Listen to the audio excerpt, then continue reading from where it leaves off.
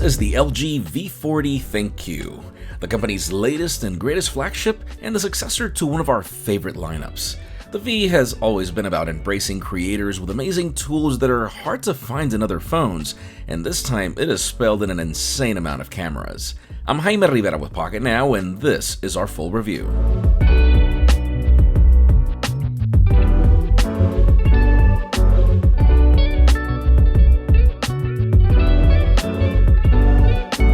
LG has always been a brand that I'd consider misunderstood in the smartphone world. They've launched some of the best smartphones that we've tested over the past few years, and yet I feel that they don't have the popularity that they deserve. Take the hardware for example. This phone has 5 cameras. Yes, an insane 3 at the back and 2 at the front. Sure, the V40 looks a lot like its predecessor, the V35, but once you hold it, you'll also notice differences. There's an interesting beveled finish in the glass and a slight curve that was absent in its predecessor, and it also seems like the weight distribution was changed. The result is a phablet phone that feels very light and pleasant in the hand. This seasonless black color variant has a nice shade of blue when you shift it, but boy, does it love fingerprints. We've got a gorgeous 6.4-inch Quad HD Plus full vision OLED display with HDR10 capabilities. Color saturation is on point with deep blacks, and I really just find this to be an overall beautiful display. Yes, it has a notch, but it compensates with one of the smallest chins I've seen on a phone yet. Like if you notice the bezels at the top and the bottom, this phone looks symmetrical everywhere. Again, except for the notch. I also love that this is probably one of the coolest always-on displays in the market, with awesome ways to tailor it to your heart's content. To assist with content consumption, we have LG's signature boombox speaker at the bottom. This is the Apple Watch Series 4. Yes, it is not dual firing, but just like in the case of the G7, you can try covering it all you want. To answer other questions on social media, yes, iPhone 10 case. But the phone is still using the body as a resonance chamber to provide audio regardless, so my advice, give it a try placing it on a wooden table and notice just how loud this phone gets. When you unbox the LG V40, we have a chamois for those of you wanting to keep your phone clean. Then we have the V40 front and center, and the usual literature that most of us will ignore. We have a fast charger along with a USB-C cable inside, and even if we don't get B&O headphones in the box, there is a pair of LG headphones that can drive the 32-bit quad DAC that LG devices have been famous for those of you that are really into audio quality. Because, yes, there's also a 3.5mm headphone jack on this device. Aside from that, tucked inside we have a new Qualcomm Snapdragon 845 processor, 6GB of RAM, 64GB of expandable storage, there's a 3300 mAh battery with fast charging capabilities through USB-C, wireless charging, in addition to IP68 water and dust resistance, and mil-spec 810 durability standards. Now, as much as I'll praise the hardware package for the most part, my complaints begin with the software. And sure, I will admit that there's really nothing wrong with LG's UI from a usability standpoint. I just find it to be dated and really just unnecessary. It's really kind of odd considering that LG is already launching variants of the G7 with Android One out of the box. You do have options to use the app drawer in case you don't like your icons scattered all over the UI, which I use primarily, and I do hand it to LG for this being a very fluid UI regardless. I love that the Google feed has now replaced the company's useless dashboard to the left. I do prefer this setting. And I also love how LG embraces the Google Assistant with a dedicated button, as every phone should. And then one of my favorites is the fact that you can extend the navigation buttons at the bottom to make one-handed use more practical on such a large phone. The UI is also good about handling day-to-day use with zero lag since I began using the device, and with gameplay being the least of my problems since I began using it. And sure, I know that a lot of you don't have a problem using the UI as it is.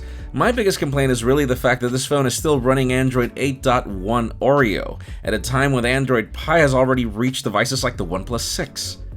Now, probably what I do love the most is that regardless of my complaints about the UI, the smaller than average battery on this phone has zero problems when it comes to endurance.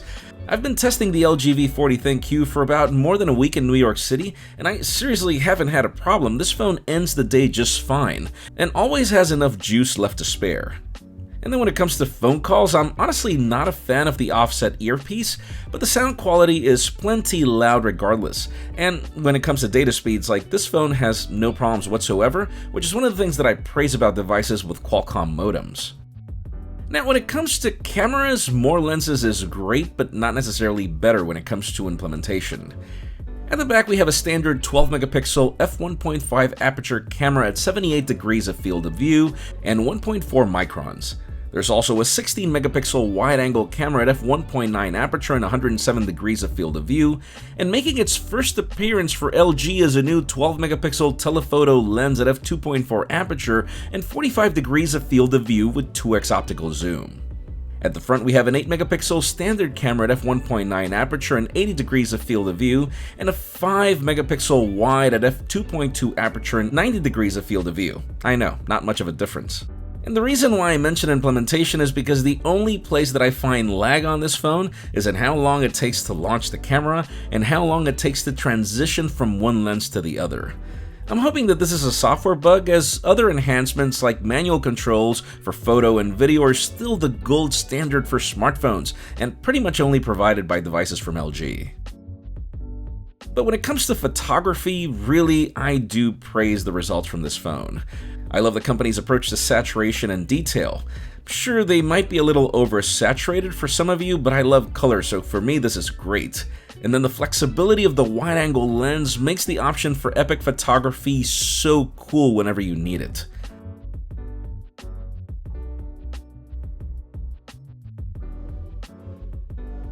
Low-light photos are also impressive, as we do have some sort of a night mode that uses pixel binning here. The amount of detail is great from the primary shooter thanks to the larger microns, in addition to the pixel binning. And then there are also some fun modes, like letting you take 3 photos at a time in different angles, and even make a small zoom video in case you want to keep a moment from different perspectives. I find that to be genius. Portrait photos are not necessarily my favorite on any phone, and LG does a decent job, I would say. Though I'm not really a fan of how it handles lighting, and it does offer portrait lighting options that I haven't really cared about much. And since we're talking about portrait photos, I have to say that selfies on this phone are also good given the flexibility of the wide angle. I'm not really a fan of the dynamic range, even when HDR is mentioned, but they're good in most scenarios, I would say. LG is also finally taking the jump out of the box and providing 4K video at 60 frames per second and 240 frames per second video at 1080p with HDR capabilities. There is no digital stabilization being mentioned at 4K at 60. If you go down to 4K at 30 or 1080p at any frame rate, you do have digital stabilization being provided, and I love that LG has done away with all the fake sharpening that I didn't like in its previous phones. Video is warm, balanced, and pleasing. You can also switch between the regular and the telephoto while recording, which I find to be great, though if you want to do that with the wide angle, you'll have to record a separate video. Fair warning, the digital stabilization is kinda warpy when you walk, but that's usually the case with most smartphones today.